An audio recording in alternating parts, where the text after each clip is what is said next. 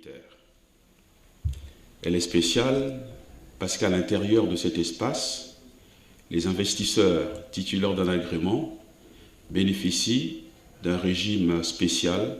Dans la vision du président, 4 zones économiques spéciales devront servir, si vous voulez, d'épicentre où partirait le développement économique du pays dans les années à venir. Nous avons donc en vert celle de Ouesso, ensuite en jaune celle d'Oyo-Olombo, en gris celle de Brazzaville et en bleu celle de Pointe-Noire. La zone économique spéciale de Ouesso, nous avons ici donc le plan de délimitation de cette zone.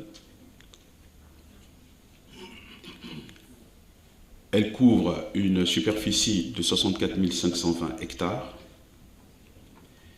Les activités qui ont été identifiées comme étant susceptibles de représenter des filières industrielles, eh bien, se répartissent de la manière suivante. Donc, la première phase est centrée sur la transformation industrielle du bois en sciage et contreplaqué, et à terme, la production des meubles et les constructions immobilières.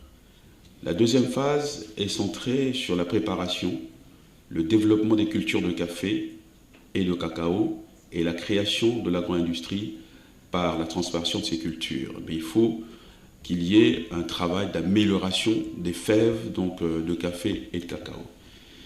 La troisième phase concerne donc la culture donc, de la filière palmeraie, la recherche et les services financiers. Vous avez vu qu'à Ouesso, il y a déjà une succursale, si j'ose dire, de la BESC qui se trouve là-bas. Il y a donc un potentiel important. En termes de création d'emplois, c'est encore modeste. La ville de Ouesso et les villes aux alentours vont bénéficier de l'implantation de nouveaux fonctionnaires. Donc les premiers emplois seront d'abord les fonctionnaires, donc, qui seront utilisés au niveau du guichet unique, la délégation régionale agente de planification, et ensuite rapidement de l'augmentation de l'activité industrielle liée au bois et pourra donc créer des emplois. L'investissement. On partirait d'abord sur la construction d'un bâtiment administratif moderne à Ouesso pour accueillir environ 25 fonctionnaires donc de l'agence de planification et leurs services de support, parce qu'il n'y a pas de bâtiment de disponible.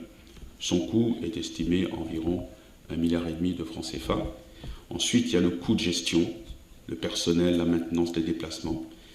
Et en première estimation, le coût de gestion peut être évalué à 130 millions de francs CFA en moyenne jusqu'à peu près 2020. Les bénéfices donc de la zone économique spéciale de Ouesso, en termes d'impact sur le PIB, on pense qu'il y a environ 350 millions de dollars d'impact en 2025 sur le PIB. Et ceci est principalement généré par l'industrie du bois, donc du nord pays, et supérieur à 700 millions de dollars US à horizon 2031.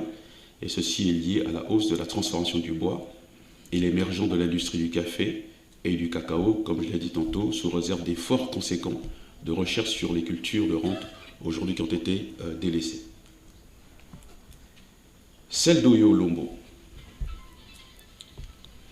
Nous avons donc le plan de délimitation fait 760 318 hectares. Voilà, donc superficie. Les activités retenues, identifiées donc par les études.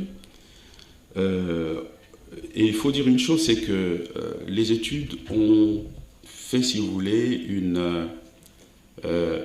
ont réussi à identifier la qualité des sols qu'il y a donc entre Oyo-Olombo. Et cette qualité de sol peut nous permettre donc d'effectuer la production de cultures alimentaires et de rente, l'élevage du bétail, la transformation des produits agricoles en catégorie comestible, la transformation des produits agricoles catégorie non comestible, la sylviculture, la pisciculture, les services commerciaux, le tourisme, la recherche et les services financiers. En termes de création d'emplois, on estime à 120 000 le nombre d'emplois à créer à l'horizon 2032, soit une moyenne de 6 500 emplois générés par an. Ce qui doit, dès à présent, nous conduire à réorienter notre système d'enseignement général, technique, professionnel, universitaire. Les investissements. Le coût des investissements pour la construction de la première phase dans les infrastructures de la zone économique spéciale de Oyo-Olombo est estimé à la somme de 234, on va dire 235 millions de dollars américains, et concerne donc entre autres les travaux donc de terrassement, la construction des routes, la mise à niveau de l'usine de traitement d'eau de la ville d'Oyo, le drainage des eaux pluviales, l'assainissement. L'impact sur la création de la richesse nationale, c'est-à-dire le PIB, eh bien, cet impact est estimé à 1,528 milliard de dollars US, soit environ 764 milliards de francs CFA à horizon 2032. L'impact sur la croissance de la population, parce que dans la vision du président, la création de ces zones économiques, en réalité, c'est de faire en sorte que, autour des activités industrielles, on aura député, que de nouvelles villes puissent naître, pour que nous sortions de cette espèce de bipolarisation entre Brazzaville et Pointe-Noire, où se concentre quasiment 80% de la population de notre pays. Donc, il y a une projection qui est faite sur l'évolution démographique. Et donc, concernant donc, le bipôle Oyo-Olombo, on considère que la première phase, en rassemblant, en faisant la synthèse de la population résidente projetée sur la base du taux de croissance naturel, les populations migrantes, les travailleurs temporaires et donc la population totale, on passerait donc de la phase 1, donc de 5 ans, de 1 à 5 ans, eh bien à 130 154 habitants pour aller sur la deuxième phase, donc qui oscillera entre 16 et 20 ans à 314 838 habitants. Le développement des infrastructures de la zone économique spéciale d'Oyo-Olombo. Le développement des infrastructures joue un rôle essentiel dans le soutien des activités économiques d'une ville. L'établissement d'une base solide des infrastructures et d'un bon réseau de transport aide dans le positionnement de la zone économique spéciale en tant que destination d'investissement rentable, donc pour ceux qui viendront investir, donc bien conçu, doté d'une base d'exportation, donc avec une bonne desserte et bien relié au marché sous-régional et mondial. Pour Oyo-Olombo, donc on a la route, ensuite nous avons le fleuve Alima, qui est navigable 12 mois sur 12, qui nous permet, quand on le remonte, d'aller donc au Gabon, ensuite quand on le descend, d'aller en RDC, au nord de la Centrafrique. Et ensuite, l'aéroport de Olombo, qui peut nous permettre une exportation de produits à valeur ajoutée de manière directe sur l'Europe, sur les États-Unis et sur l'Asie. L'estimation des coûts de la première phase de développement des infrastructures. Alors, on pense que pour construire donc ces infrastructures, donc la route, approvisionnement en eau, l'assainissement, le drainage, les déchets solides, l'alimentation d'électricité, c'est un coût d'à peu près 60 milliards de francs CFA pour la première phase. Celle de Brazzaville. Nous avons donc le plan de délimitation, la carte qui montre que nous sommes évidemment tout le long du fleuve. Elle couvrira donc une superficie de 164 100 hectares. Les activités retenues. La première phase est centrée sur la dynamisation de la filière palmeraie, donc transformation de l'huile de palme en huile alimentaire et en savon. L'horticulture, donc les fleurs, les fruits et les légumes. Quand on voit que le Kenya, la Hollande, l'exportation des fleurs est une richesse quasi principale de ces différents pays. Les matériaux de construction, ciment, granulat, briques et carreaux. La logistique, donc transport, conditionnement, stockage. Ça donne sur Kinshasa, 15 millions d'habitants, la RDC, et toute cette partie de l'Afrique qui est en fait semi-enclavée ou totalement enclavée. Donc la RDC, l'Ouganda, le Rwanda, le Burundi, etc. Donc la deuxième phase est centrée sur les énergies renouvelables, avec la production de bioéthanol, de sucre de canne et de biodiesel, d'huile de palme, la recherche et les services financiers. Nous avons ici une vue aérienne, c'est une projection de ce que pourrait être la ville nouvelle donc, de la zone économique spéciale donc, de Brazzaville. C'est en fait le Brazzaville, si vous voulez, du XXIe siècle. En termes d'emploi, eh bien, en emploi potentiel, on peut à horizon 2025, avoir 21 000 emplois. 6 000 donc à Brazzaville et 15 000 dans les plantations qui vont ravitailler la zone économique spéciale. 43 000 emplois à l'horizon 2031, 23 000 à Brazzaville, 20 000 dans les plantations environnantes, soit plus du double du secteur privé formel actuel, qui malheureusement sur Pointe-Noire est en récession, ce qui est quand même important. Ensuite, les investissements. Le coût des investissements initiaux à prendre en charge donc, pour le parc industriel de Brazzaville, évidemment, ces coûts sont estimés à environ 234 milliards de francs CFA sur 4 années. Donc, ça se répartit par 58 milliards de francs CFA pour la viabilisation du parc, donc de 622 hectares, et la construction de 8 bâtiments administratifs, 55 milliards de francs CFA pour mettre en place les réseaux aux normes internationales, c'est-à-dire que le pompage, le traitement d'eau de surface, la connexion au réseau électrique national, 120 milliards de francs CFA pour la construction d'un ensemble de 6 000 logements prévus pour accueillir les 6 000 premiers employés du site et leurs familles à horizon 2020. Donc nous avons pris du retard. Au total, on pense que 30 000 personnes pourront être logées à l'intérieur et autour de la zone économique spéciale. Voilà pourquoi je disais tout à l'heure que pour le président, c'est aller vers de nouvelles villes. Le développeur dont on verra dans la gouvernance économique et juridique de ces zones, donc le développeur générera en outre des coûts opérationnels pour les services administratifs, l'entretien des réseaux, la fourniture d'eau et l'électricité, donc estimés à 13 milliards de francs CFA par an en moyenne, en 2014, on est un peu entre 2014 et 2030. Ces coûts seront partiellement couverts par les revenus liés à la facturation des services aux investisseurs.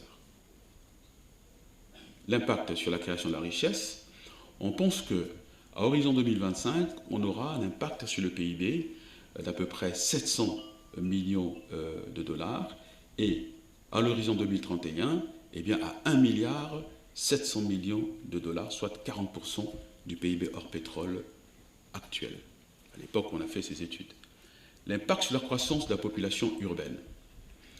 On pense que 30 000 habitants on pourra connaître une évolution démographique de 30 000 habitants à horizon 2020 et de 115 000 habitants à l'horizon 2030, en ajoutant les effets induits donc, des zones économiques spéciales, donc services aux populations environnantes, aux entreprises et à la sous-traitance. Impact démographique cet impact pourrait être doublé et aboutir à la création d'une ville d'à peu près 250 000 habitants. Donc c'est le Brazzaville, en fait, de ce siècle. Celle de Pointe-Noire. Nous avons donc ici les limites donc, de la zone économique, où nous avons, comment je peux dire ça, une zone qui est à peu près 30 000 km², avec ici le nouveau port qui sera projeté, il y a à peu près 4 km² pour faire le port. Nous avons un avantage, c'est que nous avons un chenal ici qui peut permettre à des navires qui ont besoin d'à peu près 16 mètres de profondeur d'accoster, sans effort. Avec le vice-président du fonds sino-africain, on pense que la zone pourra commencer ici, sur un site d'à peu près 3 km². Et à condition que, dans cette partie, là sont des négociations qu'il y a avec le ministre Mokoki, qu'on puisse construire un quai pour faire arriver le matériel et ensuite construire une route pour acheminer le matériel au niveau de la zone et commencer les travaux. Donc, 36 km² et 30 km² utiles. Les 6 autres, ce sont les zones de boisement où il y a des forêts.